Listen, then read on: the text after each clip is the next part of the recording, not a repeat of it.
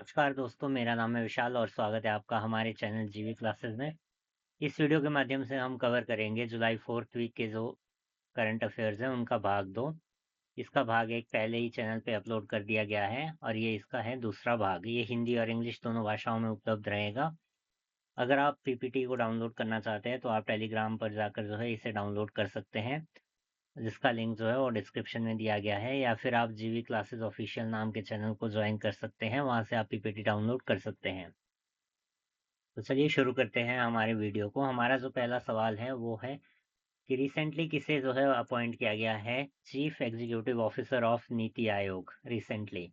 तो देखिए, इससे पहले जो निधि छिब्बर है वो सीईओ थी नीति आयोग की, लेकिन अब अनुराग जैन को जो है अपॉइंट किया गया है chief executive officer of NITI Aayog. NITI Aayog की जब हम बात करते हैं तो इसकी फुल फॉर्म है national institute for transforming India. ये जो है टॉप पॉलिसी थिंक टैंक है गवर्नमेंट ऑफ इंडिया का, और इसकी स्थापना हुई थी 1 जनवरी 2015 को। इसने रिप्लेस किया था प्लानिंग कमीशन को, जो कि 1950 में बना था। इसने नीति आयोग की अगर हम बात करें तो नीति आयोग के जो चेयरपर्सन होते हैं वो होते हैं प्राइम मिनिस्टर, जो कि वर्तमान में है पीएम मोदी। वाइस चेयरपर्सन जो है वो प्राइम मिनिस्टर द्वारा अपॉइंट किए जाते हैं, जो कि वर्तमान में है अशोक लाहिरी। इसके अलावा सीईओ जो है वो अनुराग जैन रिसेंटली बने हैं। इसके अलावा इसमें फुल टाइम मेंबर्स भी होते हैं, जिसमें अभी वर्तमान में 7-8 मेंबर्स हैं, जिसमें राजीव गाबा जो कि हमारे कैबिनेट सेक्रेटरी थे पूर्व, वो इसके एक फुल टाइम मेंबर हैं। इसके अलावा इसमें पार्ट टाइम मेंबर्स और एक्स ऑफिशियो मेंबर्स भी होते हैं। Governing council of NITI Aayog की अगर हम बात करें, जो कि एक इम्पोर्टेंट क्वेश्चन है, इसमें होते हैं chief ministers of all states and lieutenant governors of union territories, और बाकी इसमें जो फुल टाइम मेंबर्स और ex officio members, chairperson, vice chairperson और सीईओ इसमें शामिल होते हैं। बात करें नीति आयोग की, तो नीति आयोग ने रिसेंटली जो बायो इकोनॉमी रोड मैप है 2035 के लिए वो भी लाया था, जो कि 50,000 करोड़ के बायो इकोनॉमी फंड से शुरू किया गया था। इसके अलावा एक इन्वेस्टमेंट फ्रेंडली इंडेक्स है 2026, जो कि नीति आयोग द्वारा रिलीज किया गया था। इसमें लार्ज स्टेट में गुजरात नंबर 1 है, नॉर्थ ईस्ट और हिमालयन राज्यों में उत्तराखंड नंबर 1 है, और यूटी और सिटी स्टेट्स की बात करें तो इसमें गोवा नंबर 1 है। अगला सवाल है कि रिसेंटली जो धर्मेंद्र प्रधान, जो कि हमारे एजुकेशन मिनिस्टर थे, इन्होंने रिजाइन किया। तो हमारे नए एजुकेशन मिनिस्टर रिसेंटली कौन बने हैं? तो देखिए, जो प्रहलाद जोशी है वो हमारे नए शिक्षा मंत्री अभी बने हैं। इससे पहले और वर्तमान में ये minister of new and renewable energy और minister of consumer affairs, food and public distribution के मंत्री भी हैं। ये धारवाड़ से लोकसभा सांसद है, जो कि कर्नाटक की कॉन्स्टिट्युएंसी है। ये आप फोटो यहाँ पे देख सकते हैं। अगला सवाल है कि रिसेंटली कारगिल विजय दिवस जो है वो सेलिब्रेट किया गया इंडिया द्वारा। तो ये जो है किस दिन सेलिब्रेट किया गया था? तो देखिए, ये 26 जुलाई को सेलिब्रेट किया गया था, क्योंकि 26 जुलाई 1999 को इंडिया ने जो है वो पाकिस्तान को हराकर जो कारगिल को है उसे कैप्चर किया था। इसमें देखिए, जो ऑपरेशन विजय है जो कि चलाया गया था, ये 26 जुलाई 1999 को पूरा हुआ था, और इसमें इंडिया ने जो पाकिस्तान के द्वारा एरियाज थे उनको रिकैप्चर किया था। जो पाकिस्तान ने एरियाज कैप्चर करे थे उनको रीऑक्यूपाई किया था। ये जो कारगिल विजय दिवस है वो डिफरेंट है विजय दिवस से, जो कि 16 दिसंबर को मनाया जाता है। 16 दिसंबर 1971 को इंडिया ने जो है वो पाकिस्तान को हराया था 1971 की वॉर में।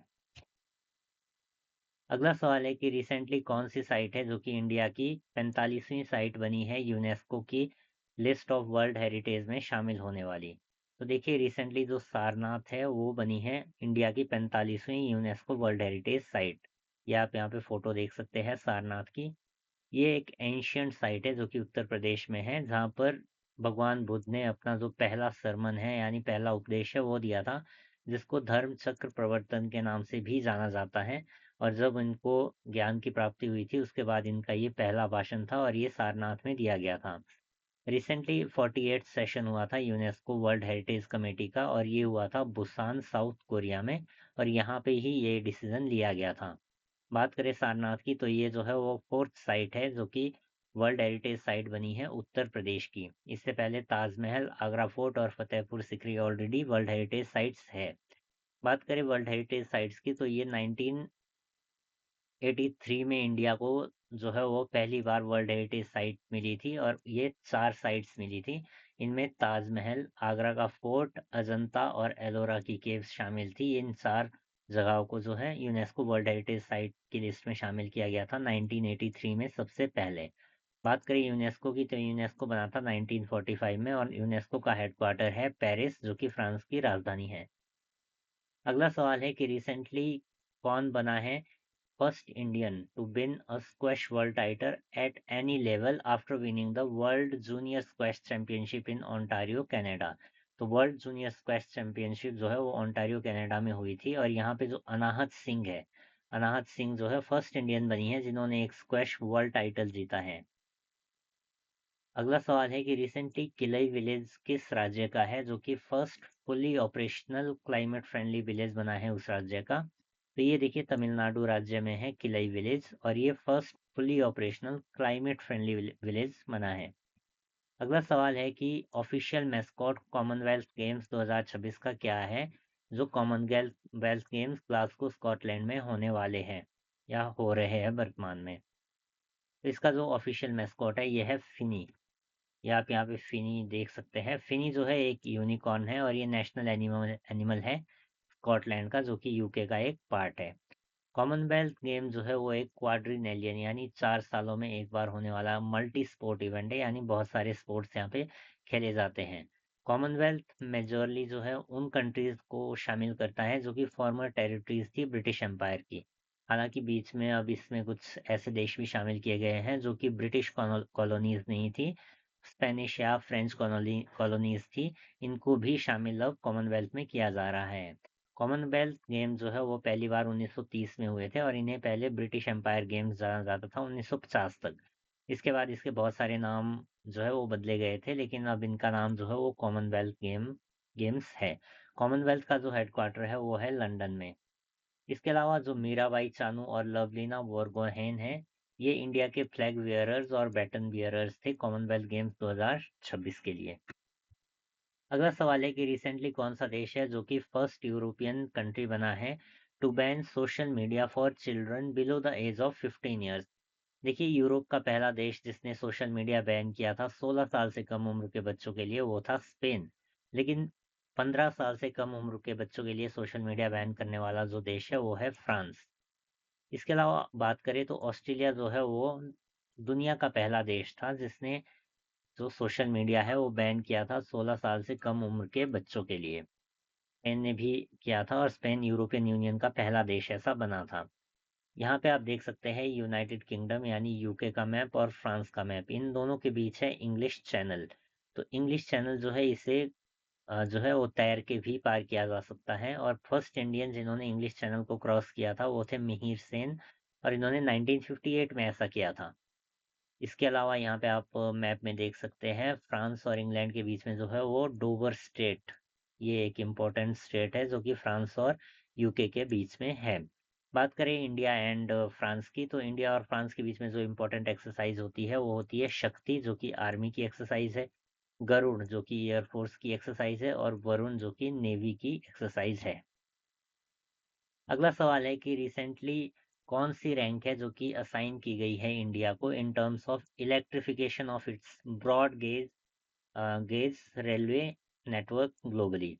तो देखिए ग्लोबली जब भी हम इलेक्ट्रिफिकेशन की बात करते हैं ब्रॉड गेज की, तो स्विट्जरलैंड जो है इसमें वर्ल्ड लीडर है, नंबर 1 है। लेकिन रिसेंटली इंडिया ने भी अनाउंस किया है कि इंडिया ने जो है वो 99.6% जो ब्रॉड गेज का जो रेलवे नेटवर्क है उसको इलेक्ट्रीफाई कर लिया है। तो इंडिया जो है वो दूसरे नंबर का कंट्री बना है, दूसरे नंबर की रैंक असाइन की गई है इंडिया को।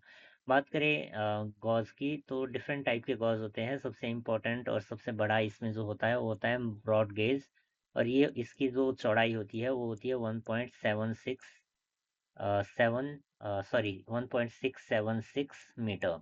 इसके अलावा एक होता है मीटर गेज जिसकी होती है 1 मीटर चौड़ाई और एक होता है नैरो गेज जिसकी होती है 0.7 चौड़ाई।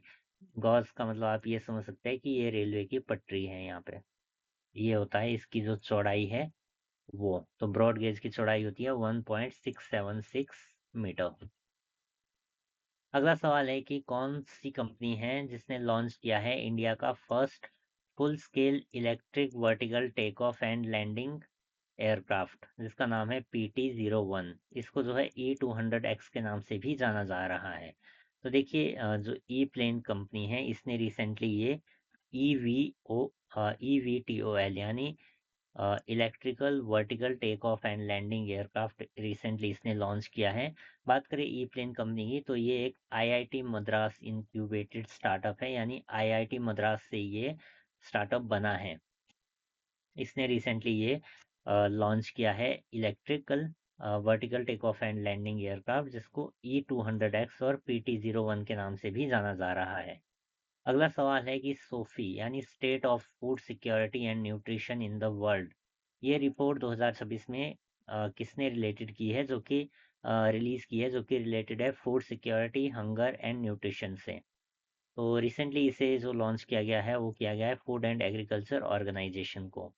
बात करें फूड एंड एग्रीकल्चर ऑर्गेनाइजेशन की, तो इसका हेडक्वार्टर रोम में है। इसके जो वर्तमान में हेड है वो है क्यू डोंग्यू, जो कि चाइना के हैं, और ये 1945 में फूड एंड एग्रीकल्चर ऑर्गेनाइजेशन बनी थी। इसके अलावा एक ऑर्गेनाइजेशन है वर्ल्ड फूड प्रोग्राम, जो कि इसी से सिमिलर है। ये हेडक्वार्टर है इसका रोम में ही। और देखिए वर्ल्ड फूड प्रोग्राम जो है वो 1961 का एक प्रोग्राम है, जो कि United Nations plus food and agriculture organisation द्वारा चलाया गया था। इसके जो हेड है वो है कार्ल स्काउ, जो कि स्वीडन के हैं, और ये 1961 में बना था। इसके अलावा United nation fund for population activities, जिसे UNFPA पॉपुलेशन फंड भी कहा जाता है, इसका हेडक्वार्टर न्यूयॉर्क में है, और हेड इसके है डियाने कीटा, जो कि गिनी के हैं। ये 1967 में बना था। यूनाइटेड नेशन की जब हम बात करते हैं तो यूनाइटेड नेशन का हेडक्वार्टर न्यूयॉर्क में है, 1945 में ये बना था। और इम्पोर्टेंट क्वेश्चन जो करंट अफेयर का है वो है कि UNGA के जो 81st सेशन है उसके प्रेसिडेंट बने हैं खलील उर रहमान, जो कि बांग्लादेश के फॉरेन मिनिस्टर हैं। यूनाइटेड नेशन की जब हम बात करते हैं तो इसके 6 इम्पोर्टेंट ऑर्गन्स हैं।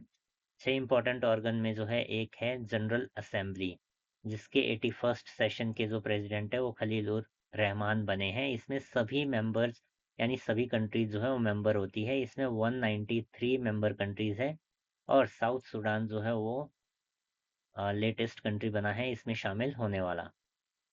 एक इसमें है UN सेक्रेटेरिएट, जो जिसमें जो सेक्रेटरी जनरल है, UN के सेक्रेटरी जनरल वो है एंटोनियो गुटेरेस, जो कि पुर्तगाल से संबंध रखते हैं। इसके अलावा है UN सिक्योरिटी काउंसिल, जिसमें 5 परमानेंट और 10 नॉन परमानेंट मेंबर होते हैं। 5 परमानेंट मेंबर में जो है वो UK, फ्रांस, चाइना, रशिया और अमेरिका आते हैं। इसके अलावा 10 नॉन परमानेंट मेंबर होते हैं, जो हर 2 साल में चेंज होते रहते हैं। इसके अलावा UN economic and social council और एक UN ट्रस्टीशिप काउंसिल भी इसमें शामिल होते हैं। इसके अलावा इन सब का हेडक्वार्टर जो है वो न्यूयॉर्क में है। केवल एक यानी इंटरनेशनल कोर्ट ऑफ जस्टिस, इसका जो हेडक्वार्टर है वो है हेग में, जो कि नीदरलैंड्स की राजधानी है। अगला सवाल है कि रिसेंटली जो है ग्रेविटी 1 Y4 कैरियर रॉकेट जो है वो रिसेंटली लॉन्च किया गया है किस सैटेलाइट द्वारा, किस कंट्री द्वारा, जिसने 9 सैटेलाइट्स को स्पेस में पहुंचाया है। तो देखिए ये जो सैटेलाइट्स है ये चाइना द्वारा रिसेंटली लॉन्च की गई है, और ये लॉन्च की गई है ताइवान सैटेलाइट सेंटर से। चाइना की जो स्पेस एजेंसी है इसका नाम है CNSA यानी Chinese national space administration. China की अगर हम बात करें तो चाइना में जो है वो हाईएस्ट फॉरेन रिजर्व्स है किसी भी देश में, ये नंबर 1 पे आता है एज पर IMF। इसके जो है वो $3.3 ट्रिलियन के फॉरेन रिजर्व्स ये होल्ड करके रखता है। अदर स्पेस एजेंसीज की बात करें तो रॉसकॉस्मोस रशिया की स्पेस एजेंसी है, यूरोपियन स्पेस एजेंसी जो है यूरोपियन कंट्रीज की है, CNES जो है वो फ्रांस की स्पेस एजेंसी है। इसके अलावा इंडिया की स्पेस एजेंसी है इसरो। नासा जो है वो अमेरिका की स्पेस एजेंसी है। अगला सवाल है कि प्रेसिडेंट द्रौपदी मुर्मू जो है वो उन्होंने प्रेसिडेंट ऑफ नॉर्थ मैसेडोनिया डावकोवा इनके साथ एक बस्ट यानी एक स्टैचू जो है महात्मा गांधी का अनवील किया है किस सिटी में। तो देखिए ये किया गया है नॉर्थ मैसेडोनिया की जो कैपिटल है स्कोप्जे, यहाँ पे किया गया है रिसेंटली। अगला सवाल है कि who has been given the additional charge of chairman and managing director of IRCTC after the resignation of Sanjay Kumar Jain. तो संजय कुमार जैन ने रिसेंटली रिजाइन किया है, और अब राहुल हिमालयन जो है वो नए चेयरमैन बने हैं आईआरसीटीसी के। आईआरसीटीसी की अगर हम बात करें तो इसकी फुल फॉर्म है Indian railways catering and tourism corporation. अगला सवाल है कि उदमारो ब्रिज जो कि एक 70 आर लोडिंग कैपेसिटी ब्रिज है, ये रिसेंटली बनाया गया है श्योक रिवर पे। तो ये कौन से डिस्ट्रिक्ट में लोकेटेड है? लद्दाख में। तो देखिए लद्दाख का आपको रिसेंटली आइडिया होगा, अप्रैल 2026 में यहाँ पे 5 नए जिले बने थे। इनमें चांगथांग, द्रास, नुब्रा, शाम आदि जो है वो शामिल थे। तो जो उदमारो ब्रिज है ये रिसेंटली बना है नुब्रा, जो नुब्रा डिस्ट्रिक्ट है यहाँ पर ये बनाया गया है। लद्दाख की अगर हम बात करें तो लद्दाख में एक हेमिस नेशनल पार्क है जो कि पूरे इंडिया का सबसे बड़ा नेशनल पार्क है। और लद्दाख में आर्टिकल 371 के तहत एक बॉडी बनी है, यूटी लेवल बॉडी, जो कि सातों ऑटोनॉमस डिस्ट्रिक्ट काउंसिल को जो है वो रेगुलेट करेगी। अगला सवाल है कि रिसेंटली कौन सा राज्य है जिसने लॉन्च किया है mission golden spice for Lakadong turmeric? देखिए लाकाडोंग टर्मेरिक जो है वो एक जीआई टैग प्रोडक्ट है मेघालय का, और इसी ने ये जो मिशन है वो रिसेंटली गोल्डन स्पाइस लॉन्च किया है। जीआई टैग की जब अगर हम बात करें तो जीआई टैग दिया जाता है जीआई टैग एक्ट 1999 के तहत, और 2004 में दार्जिलिंग टी जो है वो पहला प्रोडक्ट था जिसे जीआई टैग मिला था।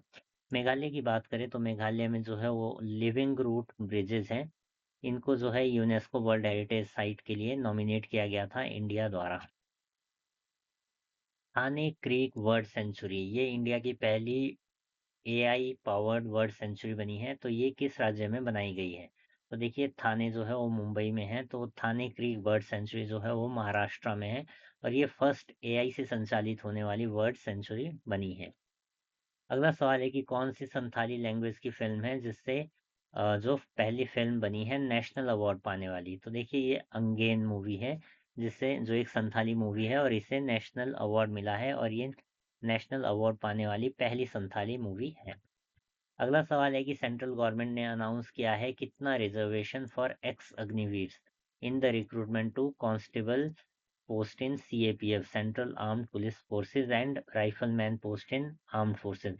देखिए सीएपीएफ की जब हम बात करते हैं सेंट्रल आर्म्ड पुलिस फोर्सेज की, तो इसमें जो है वो सीआईएसएफ, सीएपीएफ, बीएसएफ जो कि हमारी बांग्लादेश और पाकिस्तान के साथ जो सीमा है उसकी रक्षा करता है। इसके अलावा सशस्त्र सीमा बल एसएसबी जो भूटान और नेपाल के साथ हमारी सीमा की रक्षा करता है। इसके अलावा ITBP Indo Tibetan border police जो कि हमारी चाइना और तिब्बत के साथ हमारी बाउंड्री की रक्षा करता है। ये आदि जो फोर्सेज है वो शामिल होती है। सीएपीएफ जो है वो मिनिस्ट्री ऑफ होम अफेयर्स के अंतर्गत आती है, और रिसेंटली 50% जो रिजर्वेशन है वो दिया गया है एक्स अग्निवीर को, ताकि वो सीएपीएफ और में शामिल हो सके और आसाम राइफल्स में शामिल हो सके।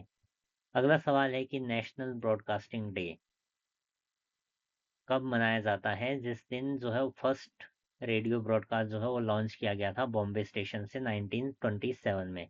तो देखिए नेशनल ब्रॉडकास्टिंग डे जो है वो 23 जुलाई को मनाया जाता है, और इसी दिन फर्स्ट रेडियो ब्रॉडकास्ट जो है वो लॉन्च किया गया था। अगला सवाल है कि what is the name of the official mascot of badminton world championship 2026? तो देखिए इसका जो ऑफिशियल मैस्कॉट है वो है मयूर। और बैडमिंटन वर्ल्ड चैंपियनशिप की बात करें तो ये 2026 में दिल्ली में ऑर्गेनाइज की जा रही है। 2009 में ये इससे पहले हैदराबाद में भी ऑर्गेनाइज की गई थी, तो ये दूसरी बार इंडिया में ऑर्गेनाइज हो रही है। ऑफिशियल मैस्कॉट इसका है मयूर। इसके अलावा मयूर जो है वो मैस्कॉट है कॉमनवेल्थ टेबल टेनिस चैंपियनशिप का, और मोरवीर जो है वो मैस्कॉट है खेलो इंडिया ट्राइबल गेम्स 2026 का।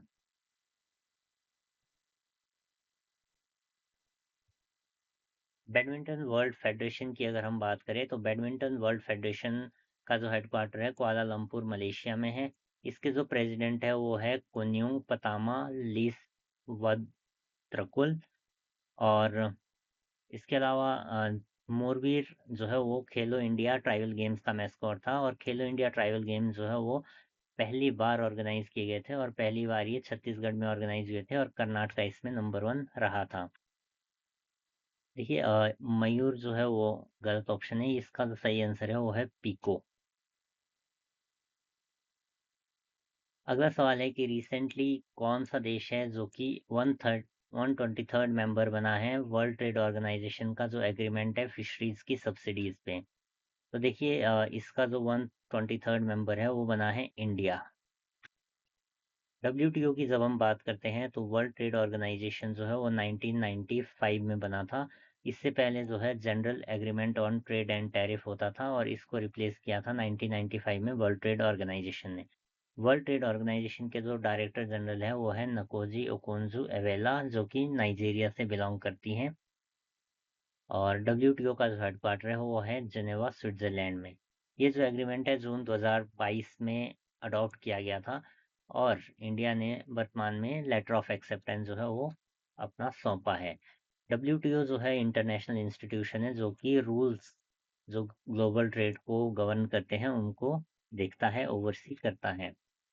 अगला सवाल है कि ऑपरेशन जल राहत जो कि रिसेंटली स्टार्ट किया गया है किस ऑर्गेनाइजेशन द्वारा, ताकि जो आसाम में फ्लड अफेक्टेड पीपल हैं उनको असिस्ट किया जा सके। तो देखिए ये इंडियन आर्मी का ऑपरेशन है, ऑपरेशन जल राहत, ताकि आसाम में जो बाढ़ से प्रभावित लोग हैं उनकी मदद की जा सके। अगला सवाल है कि रिसेंटली CSIR यानी council for scientific and industrial research CSMCRI has developed India's first solar powered mobile water purification van. Mobile की यहाँ पे बात है जो कि चलती फिरती रहती है, वाटर प्यूरिफिकेशन वैन। तो इसका नाम क्या है? तो देखिए CISR की जो लैब द्वारा ये डेवलप की गई है इसका नाम है जलयान। ये आप यहाँ पे फोटो देख सकते हैं, जलयान इंडिया की पहली solar integrated self powered mobile water purification and desalination यानी जो सॉल्ट वाटर को डिसॉल्ट करती है, पीने योग्य बनाती है, वो ऐसी वैन है। और ये CISR की central salt and marine chemical research institute द्वारा बनाई गई है। CSIR CSMCRI। CSIR जो है 1942 में बना था और इसका हेडक्वार्टर है न्यू दिल्ली में। अगला सवाल है कि रिसेंटली कौन से प्लेयर हैं जिन्हें जो है वो विड्रॉ कर लिया है CWC यानी कॉमनवेल्थ गेम्स 2026 से due to violation of anti doping rules. तो देखिए एंटी डोपिंग रूल्स जो है वो तब लागू होते हैं अगर किसी प्लेयर ने जो ड्रग्स वगैरह हैं उनका यूज़ किया हो, तो वहाँ पे एंटी डोपिंग रूल जो है यूज़ में आते हैं। तो रिसेंटली जो है वो अरुण कुमार को नेशनल एंटी डोपिंग एजेंसी नाडा इनके द्वारा विड्रॉ किया गया है क्योंकि इन्होंने एंटी डोपिंग रूल्स का वायलेशन किया था। इसके अलावा जो दिलबाग सिंह हैं वेट लिफ्टिंग के, इनको भी रिलीज किया गया स्क्वाड से क्योंकि जब एक प्लेयर कम होता है तो उसके साथ एक और प्लेयर को जो है वो वापस विड्रॉ करना अनिवार्य होता है। तो दिलबाग सिंह को जो है वो विड्रॉ कर लिया गया है अपने स्क्वाड से। बात करें डोपिंग रूल्स को तो वो ये वाडा यानी वर्ल्ड एंटी डोपिंग एजेंसी जो है वो रेगुलेट करती है। वर्ल्ड एंटी डोपिंग एजेंसी जो है इसका हेडक्वार्टर है मॉन्ट्रियल कनाडा में। इसको वाडा के नाम से भी जाना जाता है और इंडिया में नाडा यानी नेशनल एंटी डोपिंग एजेंसी है जिसका हेडक्वार्टर है न्यू दिल्ली में। अगला सवाल है कि रिसेंटली किसने अपनी जो 26 दिन लंबी हंगर स्ट्राइक है उसको तोड़ा? तो ये रिसेंटली जो सोनम वांगचुक है, इन्होंने 26 दिन की हंगर स्ट्राइक भूख हड़ताल रखी थी और रिसेंटली इन्होंने तोड़ दी। अभिजीत दीप के जो है वो कॉकरोच जनता पार्टी के फाउंडर हैं। इसके अलावा सौरभ दास जो है वो मेन स्पोक्स पर्सन है कॉकरोच जनता पार्टी के। अगला सवाल है कि रिसेंटली किसे अपॉइंट किया गया है new commissioner of police of Delhi, जिन्हें जो है वो पावर्स दी गई थी प्रिवेंटिव डिटेंशंस की under national security act of 1980। तो देखिए ये वही एक्ट है नेशनल सिक्योरिटी एक्ट ऑफ 1980 जिसके तहत सोनम वांगचुक को लद्दाख से जो है वो डिटेंशन में लिया गया था इससे पहले। तो ये अनुराग कुमार जो है वो कमिश्नर बने हैं दिल्ली पुलिस के। अगला सवाल है कि कौन minister of law and justice of India है जिन्हें रिसेंटली जो है वो ये बताया है कि 4 फास्ट ट्रैक कोर्ट जो है वो एस्टैब्लिश किए जाएंगे ताकि नीट एग्जाम लीक के जो केसेस हैं उनसे डील किया जा सके। तो देखिए अर्जुन राम मेघवाल जो है वो minister of law and justice है और इन्होंने ही रिसेंटली ये घोषणा की है कि 4 फास्ट ट्रैक कोर्ट्स बनेंगे दिल्ली, मुंबई, कोलकाता और मध्य प्रदेश में to deal with NEET related cases. अगला सवाल है कि रिसेंटली कौन सी स्टेट गवर्नमेंट है जिसने डिसाइड किया है कि वो अलाउ करेगी मेंबर ऑफ पॉलिटिकल पार्टीज को, ताकि उन्हें एनलिस्ट किया जा सके as a member of community liaisoning groups under police rules 2008। तो ये पुलिस रूल 2008 जो है वो राजस्थान के हैं, जिसके तहत जो पार्टी मेंबर्स होते हैं उन्हें गुप्त सूचनाओं को की जानकारी इकट्ठा करने की शक्तियां दी जाएगी पुलिस रूल्स के अंतर्गत। अगला सवाल है कि रिसेंटली इंडिया का फर्स्ट 100 मेगावाट आवर्स का बेनेडियम रेडॉक्स सौ बैटरी प्रोजेक्ट जो है वो अप्रूव किया गया है किस प्लेस पे। तो देखिए ये रिसेंटली अप्रूव किया गया है राजस्थान में। अगला सवाल है कि रिसेंटली कौन सी ऑर्गेनाइजेशन है जिससे डायरेक्ट किया गया है सेंट्रल गवर्नमेंट द्वारा टू मेक जिसने डायरेक्ट किया है सेंट्रल गवर्नमेंट को to form uniform post retirement norms for chief justice of high courts and other जजेस ऑफ हाई कोर्ट। तो recently supreme court of India ने डायरेक्ट किया है गवर्नमेंट ऑफ इंडिया को to form uniform post retirement rules. अगला सवाल है कि ऑपरेशन वज्र जो कि इलीगल नारकोटिक्स एक्टिविटीज को कंट्रोल करने के लिए चलाया गया है, ये किस ऑर्गेनाइजेशन द्वारा चलाया गया है? तो ये है CBN, central board of narcotics, जो कि मिनिस्ट्री ऑफ फाइनेंस के अंतर्गत आता है। इसने ये ऑपरेशन चलाया है। देखिए एक है नारकोटिक्स कंट्रोल ब्यूरो जिसकी स्थापना की गई थी एनडीपीएस एक्ट 1985 के अंतर्गत। जो नारकोटिक्स कंट्रोल ब्यूरो है ये हमारी जो डोमेस्टिक ड्रग इश्यूज हैं उनको देखता है और डोमेस्टिक ड्रग केसेस हैं उनको इन्वेस्टिगेट करता है और चेक करता है। लेकिन जो सेंट्रल ब्यूरो ऑफ नारकोटिक्स है ये जो इंटरनेशनल ड्रग रिलेटेड केसेस होते हैं उनको डील करता है। इसके अलावा एक है डायरेक्टर ऑफ रेवेन्यू इंटेलिजेंस और एक है एनफोर्समेंट डायरेक्टरेट। ये दोनों भी मिनिस्ट्री ऑफ फाइनेंस के अंतर्गत काम करते हैं। अगला सवाल है कि नेशनल फ्लैग डे जो कि सेलिब्रेट किया गया है to commemorate the adoption of tricolour national flag day by constituent assembly, तो ये किस दिन सेलिब्रेट किया जाता है? तो देखिए 22 जुलाई 1947 को जो है इंडिया द्वारा अडॉप्ट किया गया था नेशनल फ्लैग ऑफ इंडिया, जो कि ट्राई कलर फ्लैग था। इसके लिए जो कमेटी बनी थी वो बनी थी डॉक्टर राजेंद्र प्रसाद के अंतर्गत, और इन्होंने 22 जुलाई को फ्लैग जो है वो नेशनल फ्लैग अडॉप्ट किया था और इसीलिए नेशनल फ्लैग डे है जो मनाया जाता है। अगला सवाल है कि 99 ग्रैंड मास्टर ऑफ इंडिया जो है वो कौन बने हैं? तो ये वीएस रत्नाबेल जो है वो 99 grand master of India recently बने हैं।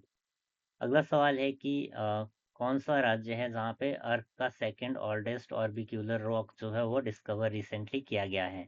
तो देखिए सेकेंड लार्जेस्ट जो है वो मध्य प्रदेश में डिस्कवर किया गया है रिसेंटली। ऑर्बिक्यूलर रॉक जो है वो इस तरीके का होता है। दुनिया का सबसे बड़ा जो ऑर्बिक्यूलर रॉक है वो ऑस्ट्रेलिया में फाइंड आउट किया गया है और सेकेंड लार्जेस्ट जो है वो मध्य प्रदेश में डिस्कवर हुआ है रिसेंटली। अगला सवाल है कि world largest yogurt making plant यानी दही बनाने का संयंत्र 700 करोड़ रुपए से कहाँ एस्टेब्लिश किया जाएगा? तो ये एस्टेब्लिश किया जाएगा मध्य प्रदेश में। अगला सवाल है कि recently prestigious Lokmanya Tilak national award 2026 जो है वो किसको दिया जाएगा for exceptional contribution in nation building and development? तो ये जो है वो अजित डोभाल जी को दिया जाएगा। इसी के साथ हमारी जो वीडियो है वो समाप्त होती है। वीडियो अगर अच्छा लगे तो आप इसे लाइक करें, चैनल को शेयर और सब्सक्राइब करें।